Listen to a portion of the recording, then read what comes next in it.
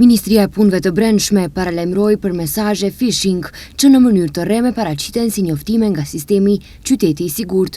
Përmes SMS-ve, postës elektronike, web-faqeve dhe rrjeteve sociale, qytetarët ridrejtohen drejt lidhjeve të rreme për gjoja pagesën e kundërvajtjeve në komunikacion. Ministria për Punë të Brendshme u bën thirrje qytetarëve të mos hapin lidhje të dyshimta dhe të mos ndajnë të dhëna personale bankare, fjalëkalime apo identifikues të tjerë përmes kanaleve të paautorizuara. Rekomandohet që të kontrollohet me kujdes adresa e dërguesit, të përdoret autentifikimi me 2 faktor dhe mesazhet e dyshimta të raportohen në institucionet kompetente ose banka. Nga MPB-ja sqarojnë se njoftime zyrtare me SMS për kundërvajtje në komunikacion duhet të dërgohen nga MVR-SC.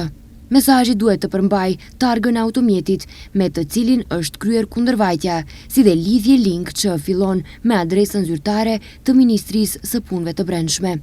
Ndryshe në Republikën e Maqedonisë së Veriut, qytetarët vazhdimisht pranojnë mesazhe të rreme me mashtrime për vjedhjen e të dhënave personale. Autoritetet edhe më parë kanë bërë thirrje që qytetarët të mos klikojnë në linqe të panjohura dhe të mos japin të dhëna personale apo bankare përmes mesazheve të tilla.